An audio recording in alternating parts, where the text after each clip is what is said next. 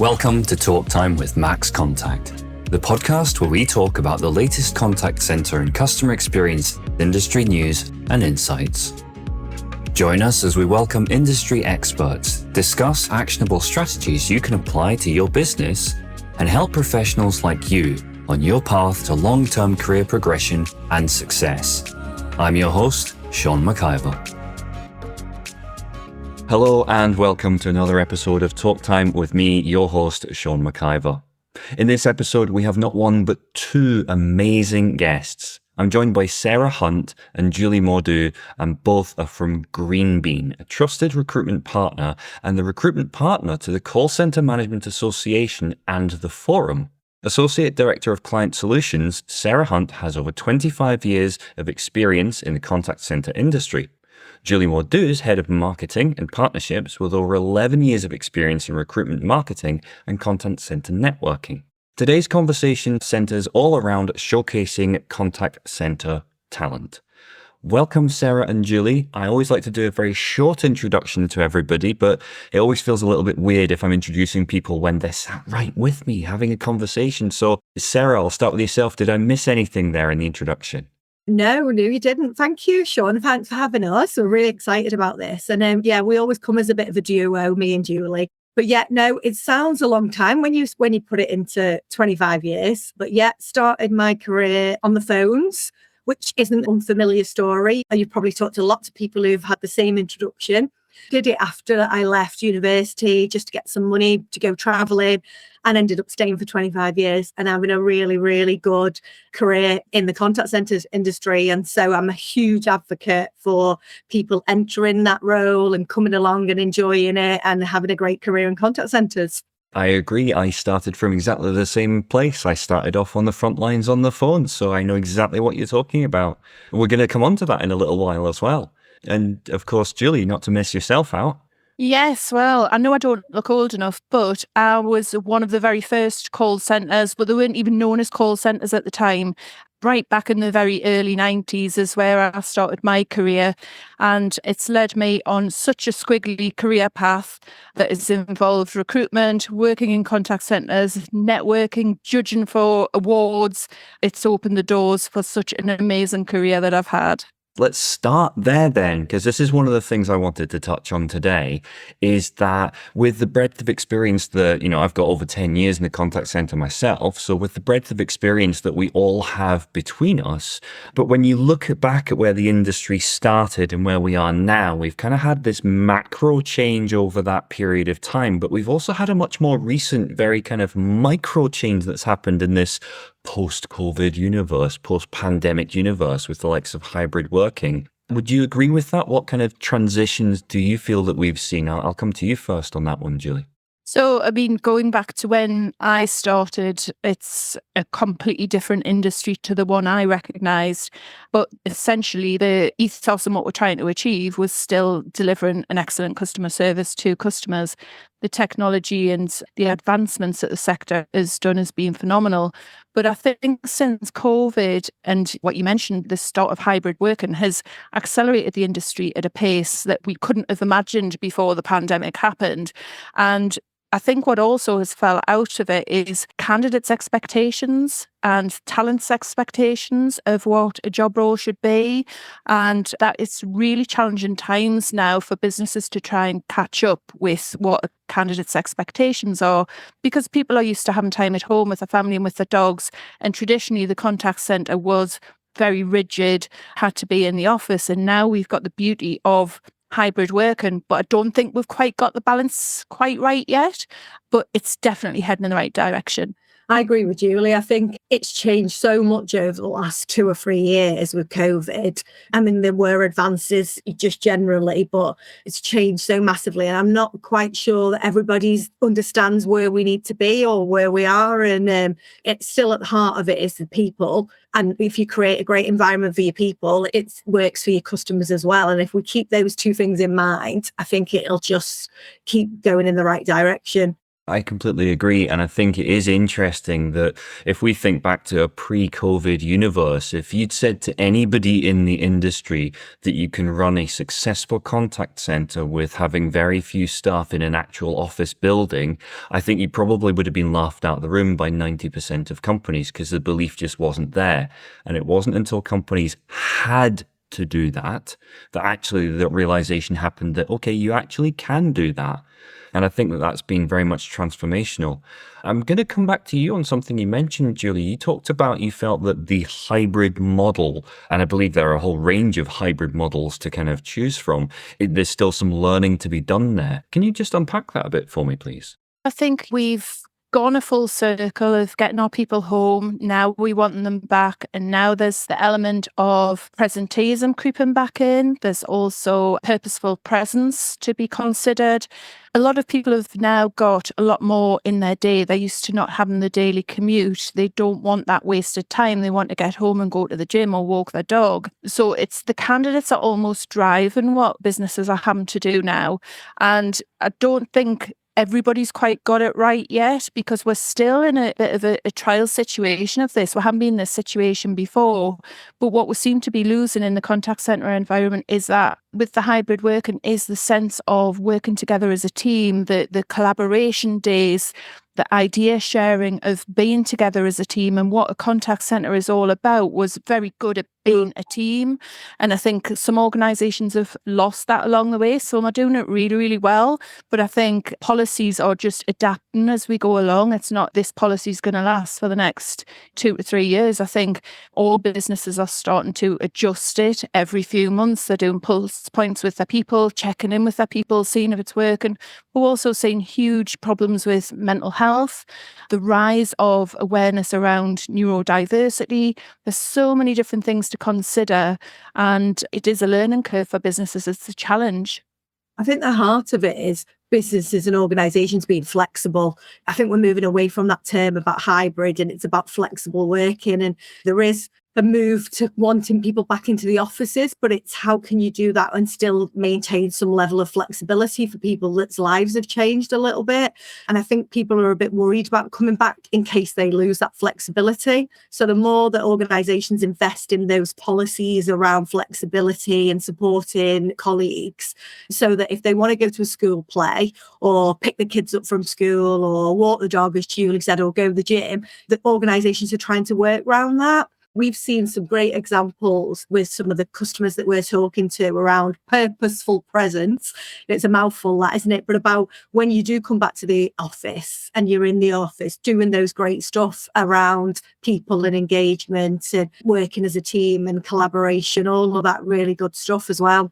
So I think if organisations can nail that flexibility piece and then make it purposeful when they're in organisations, that's perfect.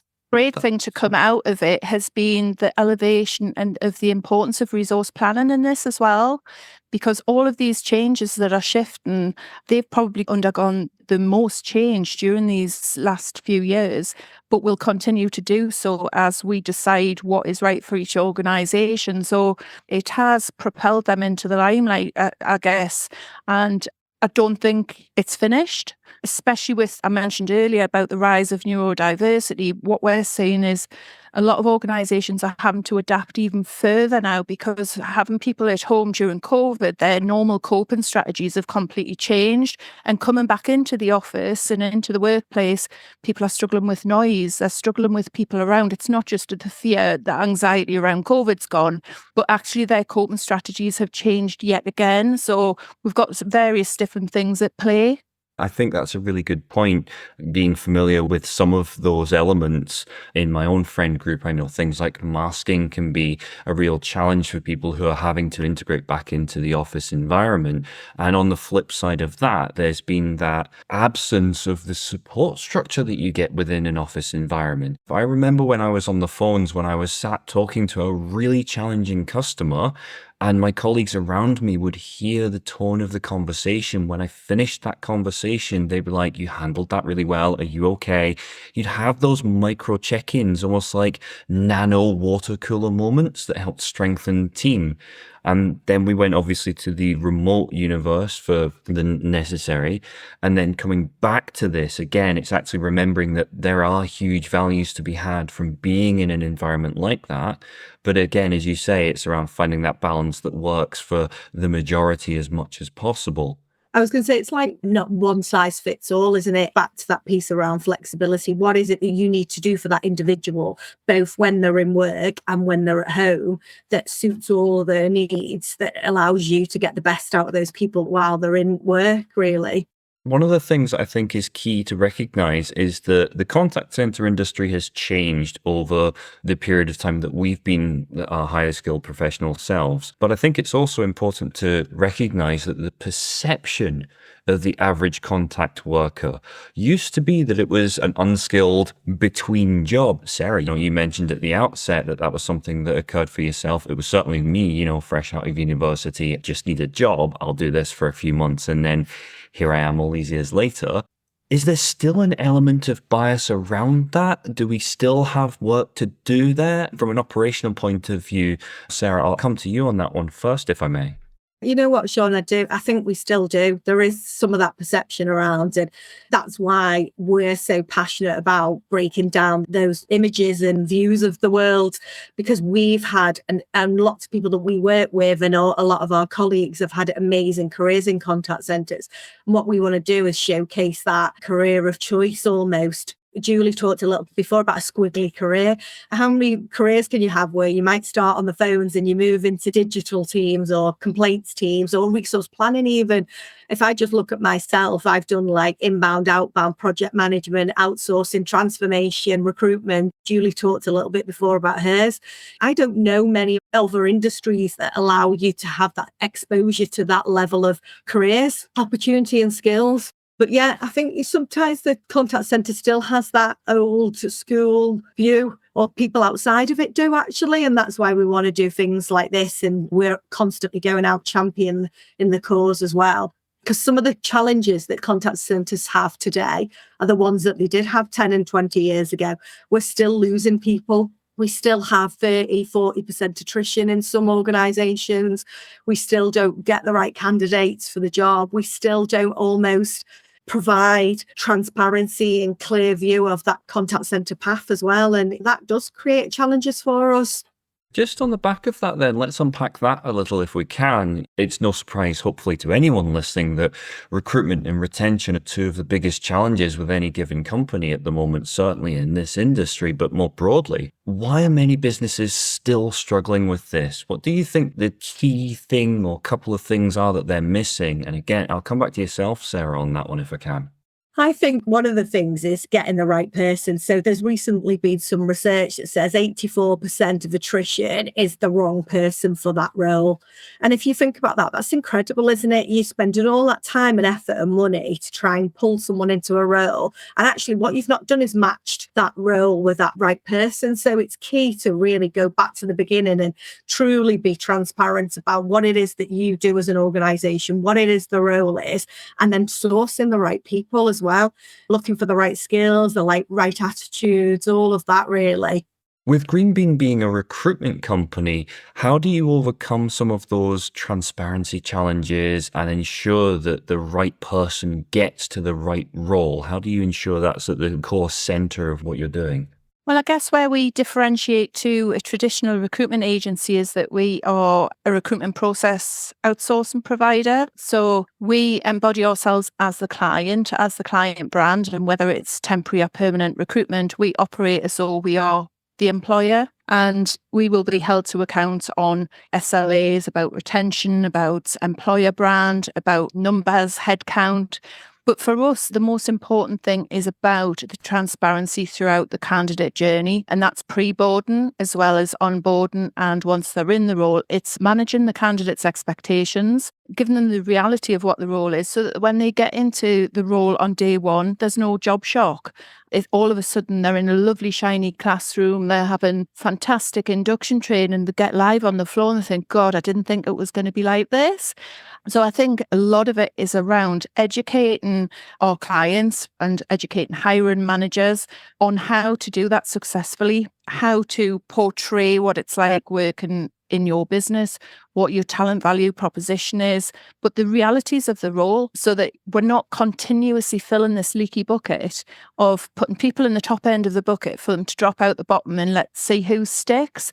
I think sometimes recruitment, internal recruitment, is what we're so measured on getting the numbers in that out the bottom end is what we're doing damage for the industry, and we need to stop that. We need to plug that hole in the bottom of the bucket for the sake of the industry and for their employer brand, and give candidates the same experience that we expect the candidates to give to their customers. And I think as well, we've just talked about it, haven't we, that the role has changed significantly over the last 3 or 4 years because of COVID and post-COVID. It'd be interesting to see how many organisations have updated their role profiles or just even being transparent about the role, because it definitely changed. The frontline advisor role and the team manager role is now different because of COVID.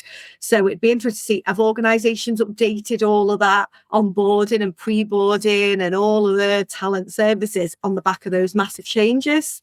That's a really good point. And I think one of the other things that I'm going to come back to you on, Julie, that you mentioned was the point beyond which they're actually day one in the role, in the environment, in that role themselves. Because you talked about the pre-boarding and the onboarding, but I found it interesting that you talk about that. Oh, I don't know what the right phrase for it is, maybe post-boarding? Let's go with post-boarding. It's an unusual concept to hear a company that specializes in recruitment or recruitment process outsourcing. It's unusual to hear anyone speak about that post-onboarding period. Can you just talk to me about what that looks like? We measure success on how many people are still in the role when it comes to either they come out of academy or they come out of probation or whatever the client we agree upon. So I guess this is probably a good point to mention a part of our Grow program that I know we're going to come on to talk about, but a huge part of that is about the onboarding, and it's to support internal training teams so that they can focus on the nuances of their business, about the technology, about what makes their business them, what products or services they offer. And the Grow program will almost go hand in hand with candidates throughout their probationary period to make sure they know what's next in the industry, what part they play in the wider business, and keep them excited about the opportunities. So part of our program lasts all the way through past that early careers stage, early attrition phase, however we want to brand it. So it goes a lot further than just the recruitment and onboarding. Seeing as you've mentioned it now, I was reading through the documentation around the GROW model, and I know some of our listeners may be familiar with the acronym GROW, but it's in a completely different lens. So can you just describe the GROW model in broad terms and how that contributes to solving some of these key issues that we're talking around in a bit more detail? The name GROW, we didn't try and choose GROW to compete with an acronym that was already out there. It actually went out to our delivery teams to say, this is what we're trying to do. Help us come up with a name. And it stands for Get Ready for Opportunities at Work. And actually that name was found from our delivery teams who are out there talking to candidates every day. And the sense of the program is to get candidates ready for day one, to get them ready, like I've just mentioned as well, to get them through the early part of the career out of academy into up to probation period. But the biggest part of it is to set expectations of what the wider industry can offer them, what the career opportunities are, where they fit into that, but also offers them professional accreditation so that we can finally say, once you finish this GROW program and you finish your probationary period, you will get a professional certificate from the forum, foundation level, which is the foot in the door to the next, can go on to continued learning. But we now compete against retail, hospitality and leisure because we can give you this professional accreditation. You can't get that in those other industries, yet we're all competing for that same talent pool. And this, for us, it shows the industry as professional career and hopefully will be a career of choice. Sarah, from an operational point of view, do you find that that really makes a difference in terms of the approach and delivery in that sense of having that accreditation at the end? Can you talk to me about the operational impact of that?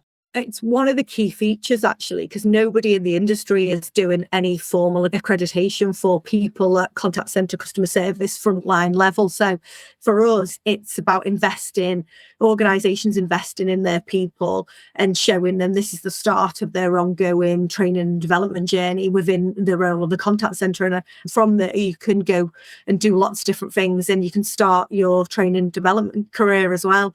It's, for us, is something that allows continuous learning, but also it's seen as an investment in the individual as well, which sometimes, as we've talked about before, reputationally, we've not always been seen to be doing in our industry. We see it as a key differentiator for clients. So we all know a candidate may have multiple choices of where to go for a role. They might have an offer from 2 different contact centres. They may have an offer in retail, hospitality. It's all those transferable skills we're looking at. But if we can demonstrate throughout their pre-boarding that the business is going to invest in their learning and development, that makes that candidate sticky. They will be more inclined to stay with us throughout that pre-boarding phase. And they actually do start on day one, but they're excited about starting on day one. They can turn around to the family that are going, you don't want a job in a contact centre, because they'll go, well, actually, I'm going to get a qualification out of it. I'm going to get professional accreditation. And that's something that can add on to the CV.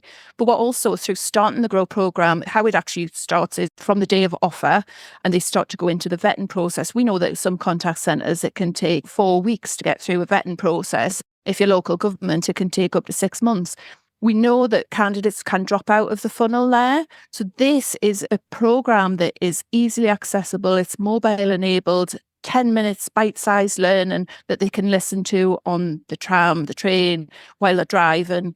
And they'll start that learning journey from the point of offer so that they've got an understanding of the contact centre industry before they land on day one. But they've also demonstrated to the business that they're prepared to develop in their own learning as well by doing this in their own pre-boarding phase. And then it moves on to, once they get into role, they'll complete the next box set, which takes them through to the end of academy or the end of probation and gets their professional accreditation. Sarah, from an operational point of view, how does that dovetail with their existing internal training processes that companies may have? How does that Grow program complement the internal training efforts? Or is there a risk, I suppose, of it becoming just another thing that needs to be done as part of that? Well, that's the idea. It is to complement that whole end-to-end piece, and we will work alongside training teams and learning and development teams to make sure that it fits for the business. But it is about starting that pre-boarding and onboarding journey. And as Julie said before, it gives the organisations time to really work on the nuances of their business. So if you think about, say, it was an insurance company or something like that, they've got plenty of other stuff that they'll be doing in induction around what insurance means and how you do it and the regulatory stuff around it potentially.